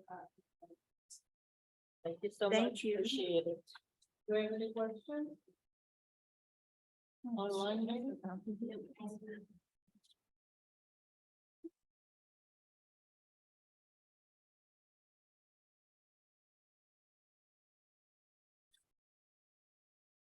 This there? Oh, wait, somebody leave it up in here. Kate, go ahead. Good morning, everybody. I just had a quick question. I'm confused about whether there have been other surveys put out to parents and community members about this issue. And if so, do we or can we access the data? Because there were a lot of moves that were made early on. And now that time has gone by, I don't want people to lose track of it, but if there is additional data out there, it would be great to make a comparison. Well, Kate, according to folks at the last board meeting, they claim they did a survey for 4,000 people. But I don't know if there's been a request. Huh? It's not data that's online, immediately online, because me and Danielle checked and I searched all my emails and I don't recall. I don't know, I mean, it could have been directed just to the lower grades that. I think that there was a survey, but it did not ask about bell time. I think there was a survey about parents' priorities in BPS, and I think I answered that survey, but it never said anything about changing the time that school started or ended. It just, again, parents do value things like having after-school programs and having access to sports and having access to those things. And I think that's what was in it. But what I have heard from a board member was that they have not processed or seen the results of the survey. So I don't know. So I don't know, Kate, exactly, but that's something that I'll bring up in the PC meeting. Just because it's a concern of BPTO regarding the results. Because I do remember a survey, no, don't get me wrong, but that survey was really dealing with reimbursement of parents for driving their kids to school, but the other questions were there. But it didn't talk about changing the bell times. Because the significant thing with changing the bell times, if you change the bell times for those schools that they're talking about changing, it would be highly irregular for those students to be able to participate in, what is that sport called? Those sports called? Modified sports. Modified sports, because the schools are too far apart. So what was not taken in consideration was moving schools together, like 31 Montessori and School 6, moving those 3 schools together and making their times all start at 7:30 or 8:30 so that they could participate in modified sports, because there are 3 schools in the same region. So those are some things too that we need to look at, Kate. So it's not just that, it's also the things that it's being claimed to do, but it's not really answering the question for the after-school activities and the modified sports, unless all schools have after-school activities. Thanks, Roberta. It sounds like there are alternative solutions. One great example that you just gave, Roberta, about Montessori in School 6, that could be brainstormed before any major decisions are made. So some of those things need to be looked into. Not that I'm gonna be out there playing a modified sport, but I do know in the spring, I sometimes go and watch the kids play the different games that they play out there at JFK, the baseball and that kind of thing. Because it's the walk, it's like a walk for me and to watch the game and then walk home. So yeah, it'll be interesting to see. Monica's gonna send me that list of schools. Oh, okay. So if I have. But you got them. Okay. Yeah, I'm only finding the half dollar transportation. That's what I'm trying to see what I can. Well, Okay, I actually want to go a little bit off script, jump ahead. We have a couple of guests here who wanted to just make quick announcements, and I want to give them that opportunity to do so, so they don't have to sit through every committee report unless they want to. So, James, would you like to? Sure. Good morning. Good morning. I just wanted to disseminate some information regarding the college fair that's being presented at Friendship Baptist Church here in the city of Buffalo. Interested in increasing the number of students attending colleges and universities throughout the city and county, and placing emphasis especially on the city of Buffalo as it relates to education. So we have Say Yes that's going to handle one of our workshops in relationship to financial aid and requirements in terms of receiving Say Yes support. And we're going to place also some emphasis on HBCUs in relationship to attending colleges outside the city of Buffalo. That's an option also.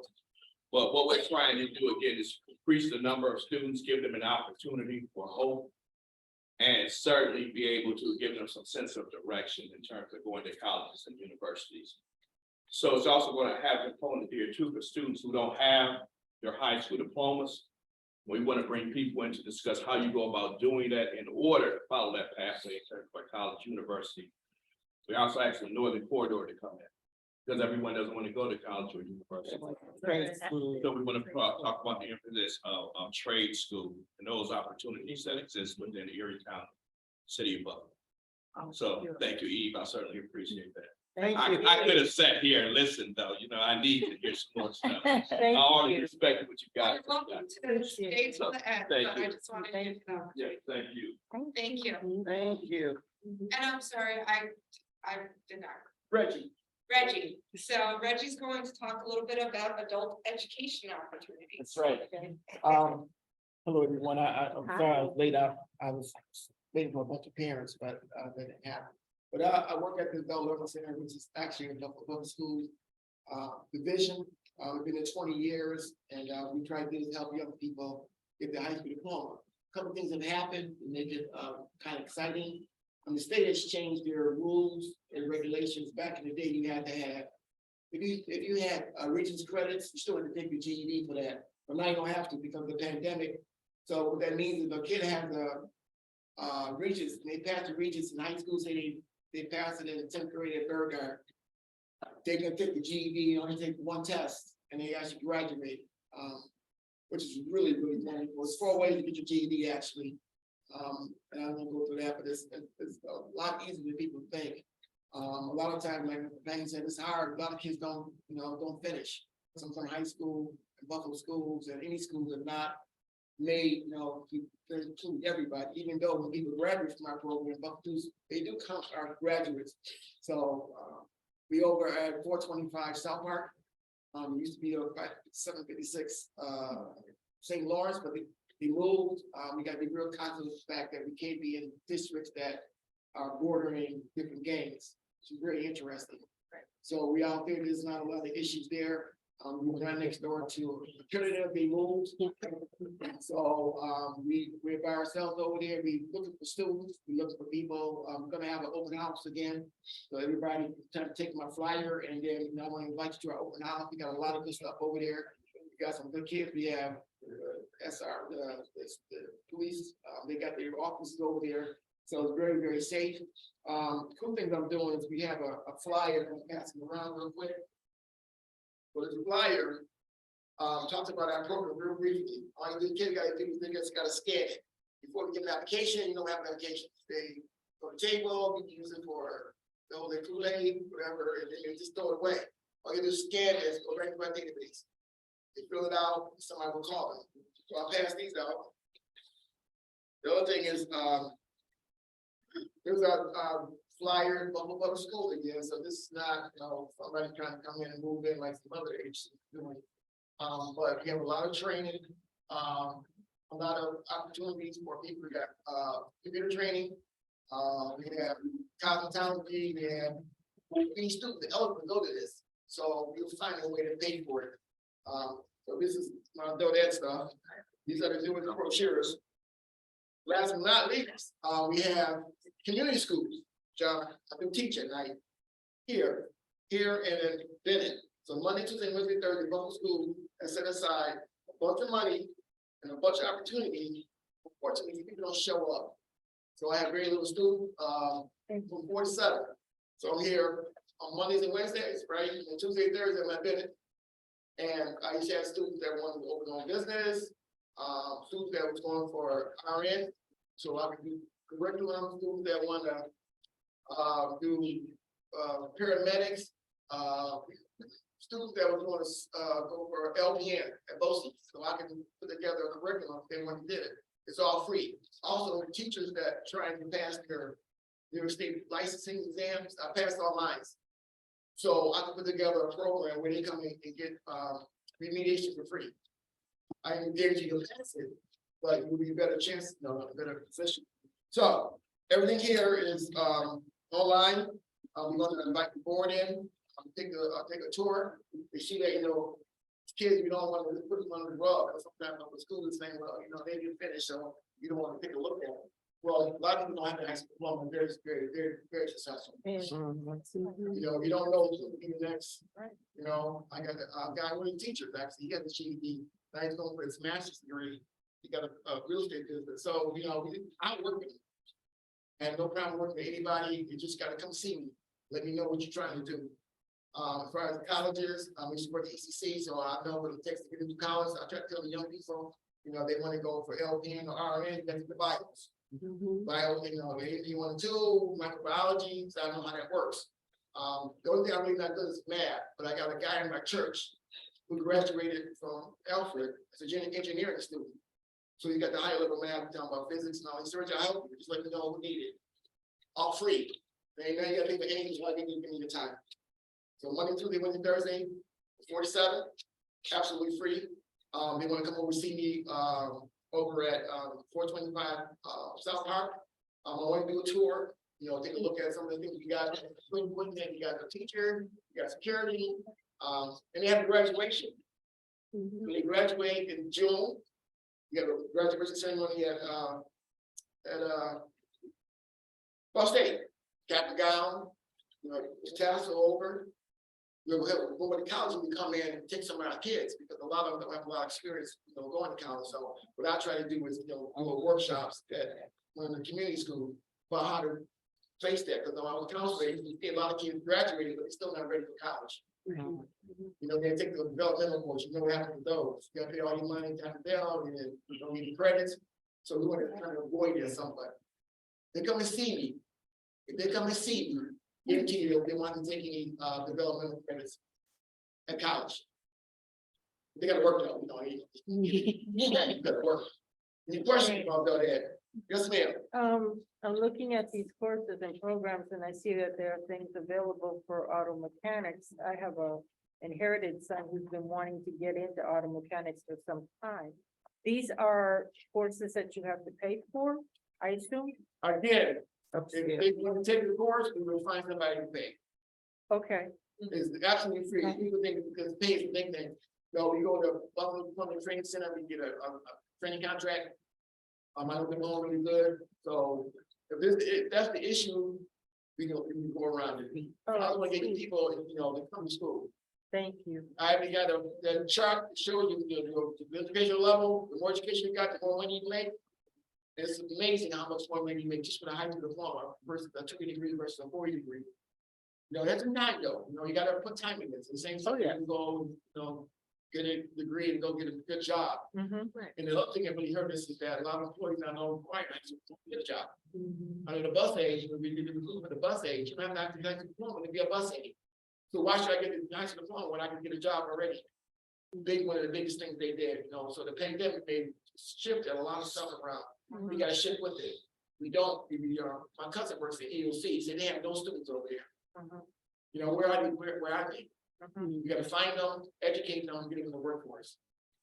And for all of us who need plumbers after the blizzard, you can't find a plumber. Wait months, find a plumber because nobody's going. Electricians. They were saying that, you know, how sometimes doesn't equate to, you know, but it does. So I don't, you know, I went to Mosley's too, and we just think people send them to HVAC. They go, yes.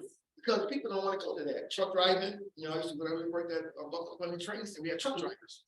You know, they make great money, but again, it's, you know, a certain type of person that could be a truck driver. I didn't teach them how to pass a truck driver exam. So there's no excuses unless you want to do something, that's different. I can't do nothing about that. So again, the numbers on the thing right here, you want to call. You can call our number or you can call the Adult Learning Center, which is on this one. Right, you call Adult Learning Center, you ask for Crystal, she will find me. All right. You know I come here at night. Yeah. And I have people, I'm like, why people go? Why don't people want to do something? Why don't we go? You know, I get you to that point where you go, okay, then you go to a training program. Because nursing is really hard. Nursing is not easy, especially RN. So I get you ready to take the RN exam. I mean, you get into the RN school. You know, school, but you know, take the curriculum, take the book, I got all the books, the study guides. Now, who is qualified for that program? Can any student or anybody who just the upskill? Anybody. Anybody. Anybody. Anybody. Okay. We got the horticulture, I did a presentation for quilts for veterans, that's gonna be presented, the 19th. We try to get sewers to do sewing, make quilts for veterans. So there's a lot of things we do at night with community schools that there's a lot of flexibility. A lot of people don't want to come out after a certain time, they just go home for dinner, you know, but a lot of other people, they do, other school districts at night, they attend. We don't, for some reason, we don't think that's important. But anyway, I'm going to the churches too, we talk about, you know, if you got somebody that's trying to get the GED or they have no credits, and you know they're not gonna graduate, you know that. So does Jerica, the Glocker, she's really good, she can get their records, find out what school they went to, they got in the, there's an application fill out, find out they got any Regents credits. So they got 2 Regents credits, but you need to take 2 more. The GED now is really, really difficult. They can go online now and be their own. They can go online to GED.com and register for the exam. We take with us because, you know, let's go for our program. But people take the GED through Buffalo schools. Takes about 2 or 3 weeks to get their results back. They got the high school diploma. Now all the doors open up. I just said they should do, instead of making a degree, they should make a key. That degree open doors. Military, That's nice. college, you said Northland. Good job for these young folks. So, Oh, we have another question. yes, ma'am. Do you, is it possible for people to take the plumbing and the electric programs when they don't need a certification No. or a full If they program? take it, you don't have no, you know, what I'm thinking though, is that's entry level, if they want to get certified, the state had their own requirements. Just like for homeowners who need to learn Oh, how I to don't know homeowner. about Williams, but she went there, she owned a bunch of property, and she went to these classes. And you know, you just learn basic stuff, if That's what I someone charge you $100 an hour, do me, do it yourself. Yeah, I need to find out. I need to- So, oh, yeah. I really need I know, to it's learn like- that. Yeah. Anybody. Concrete, over at Burger, I took, so I took how to, you know, how to look at grades, so some places, you know, they charge $8 or $9 for Yeah. a brake job, where it's probably $100, where it needs to be passed. But if you don't know, you'll pay $100. Yeah. This is basic stuff. The horticulture, we have the office medical with Mary Suchi over on Jefferson at the church over there, in Clinton. And they 8 weeks, 10 weeks, and I'm sorry, 19, it's 3 months. And they can work in a dental office, they can work in a doctor's office, in medical terminology and stuff. And they got it twice a day, so it's like mornings one day and nights the other day over at a Google. And it's like, you know, it can take people, you know, you don't have to, you know, people who's working now to get a better job. Because, you know, if you're making, I don't know, $20 an hour, you got 2 or 3 kids, that's still kind of low. Yeah. You know, once you go to get, you know, some training through us, when it's free. You know, we don't have any daycare and all that stuff, but we can get people, we can get partners to do all that. You know, some grants coming out, I saw them online yesterday, and it's a bunch of grants available, one of the things is daycare. So we can hook up with some, you know, church groups and some community people, we can do daycares while you in school, the kids are, especially at night, you know, all the schools have parent centers, right? You know, all the parent centers, to bring the kids, you know, you can stay about an hour.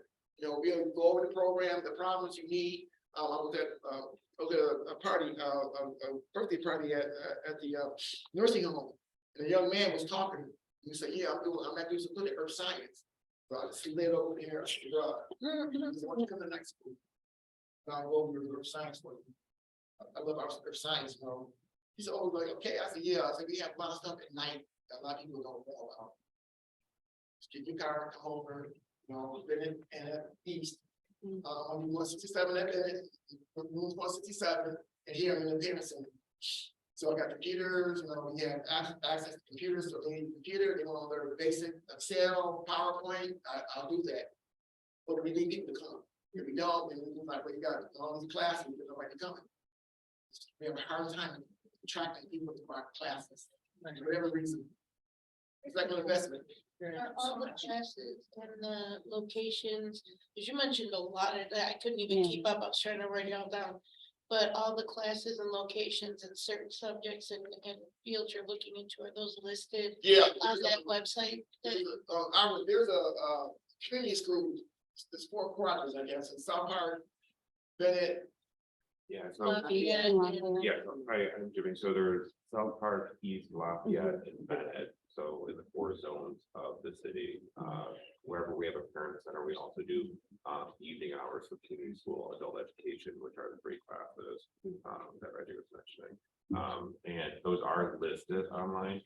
I know that we're in the process of getting a new schedule of the adult ed classes that we should be getting in the next, really by the end of next week. So look for that online. We'll make sure to share with the BPTO group online, so you guys have it as well. But yeah. On the Board calendar, members too, right, so our we can calendar. push this out to our district. What was that, sorry? With all the board members as well, so we can push it out to our districts, and the Right. at-large members can back us up on that too. 'Cause Right. And this is, you know, the fact that you don't have that many like that's still on students. our parent family. It's a communication thing, and you're just one person, you're at one school, another school. church, Yeah, vice they out versa. there. Yeah. The things, community schools, they do have food, but they do feed my students, but nobody shows up, so it's kind of where it goes. So the evening hours, the evening at those 4 locations for adult education classes, they're actually in partnership with Say Yes, just like the Saturday Academy Guard or the Navigator, who Nikki works with Reggie and the adult ed team to bring these classes in. So also if there's classes that maybe you think might draw a crowd that you hear from districts and stuff, you know, reach out to adult ed, either Amanda Blake or Sarah, who's the adult ed navigator, but we can connect you with the people if you ever have ideas. I was just gonna mention though, I can see, I mean, I know for myself as being a transit rider. Nighttime on NFTA is horrible, horrible. And so I could see how that could be a barrier, but there could be a provision made where maybe there's a hub, there's something that can be done to allow for some transportation. Because whenever anybody tells me about something, even if it's an event in the community, the first thing I do, I'm thinking in my brain about, okay, if I can get there, but how am I gonna get back? You know, it's a problem. And so that might be one of the barriers. I know that, I had visited the nursing home, my cousin, son of the nursing home, so that's gotta be done. And then about 15 seniors, and they want to get out and do something. You know, then we got schools, all the schools that's there, we can find a way to get them, because I did that one time, I did it with Mount Aaron, they let me teach 1 hour every Saturday to the seniors. And then they came down and got lunch, there's 12 of them. But what they did was when they got there, they had to take a test, you know, reading and math test, which is makes it free for them. So they was complaining about that, but in the end, what happened was they took my student, they gave it to another teacher who had more seniority. My student said, if you're not there, we're gonna quit. And they all quit. Oh.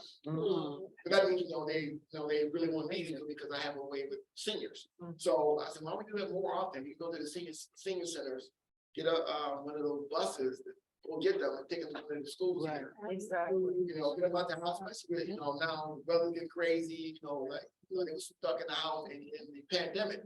People sitting around, you know, why don't we do something? Why can't people Right. engage? Back to the CCI where the young people are, they do get a bus pass. So before they leave, they get a bus pass to go home. You know, even if they get a bus pass, they punch it. They get a bus pass to come back the next day. So they do have transportation. What I really wanted to do was see if we can contract with Uber and find a way. So, okay, you ain't gonna do Uber all the time. They say we really want you to come. You know, we send an Uber to go get you. But if this Uber gonna have to do contract with us, there's no excuses why you're not there. A lot of people have issue with daycare. We have a lot of people who have kids, 60, 70, got 2 kids. You know, that's not a barrier. We find a way to get, go through that. Some people are really smart, and they know that. Some of these students are really, really smart. They just didn't finish school. You know, and then sometimes people on the road because they don't have a GED, and that's just like a bad thing. Sometimes they say when you have a GED. Well, I love the kids. Actually, do. I can figure out a way to get you to where you need to be if you come. I can't, do something at home. If you come to school, you don't get to do that. Oh, sorry, just real quick, that calendar, it's on the parent and family engagement homepage, department page. It's right there, calendar, parent center classes, adult ed, and then we also have all of our parent congress meetings on there as well. Thank you so much. Appreciate it. Thank you. Bye. So we are really running over, so we have exactly 2 minutes to deal with everything else on this list. Okay, Chris, are you queued up for treasurer's report? Treasurer's report, yes. We have a balance of $42,101. The only expenditure since our last meeting was for copies, which was $18.70. That's it. Okay, thank you. Roberta, you had your hand up? Oh, I was gonna make a motion to postpone all of this stuff until the next meeting. Can I just jump in with a reminder? The BPTO Curriculum Committee meets on Monday night, January 30th from 7 to 8 p.m. via Zoom. We welcome all people and it is a safe space. We don't record the meeting to talk about curriculum at BPS. I will put my email in the chat if anybody wants the link. It's easy for those of you in person. It's Kate Hawk, my two names, @gmail.com. I hope you come. Thanks. Okay, we have 1 more minute for any further announcements. Okay, Roberta, make your motion. I move that anything left on the agenda be pushed to the February meeting. Second. All in favor? Aye. Thank you, everybody, for attending. Appreciate Okay. your time. Have a great rest of your day. All right. I'm sorry.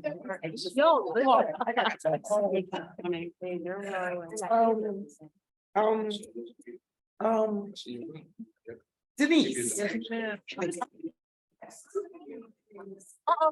I'm super excited, so I think everything. No.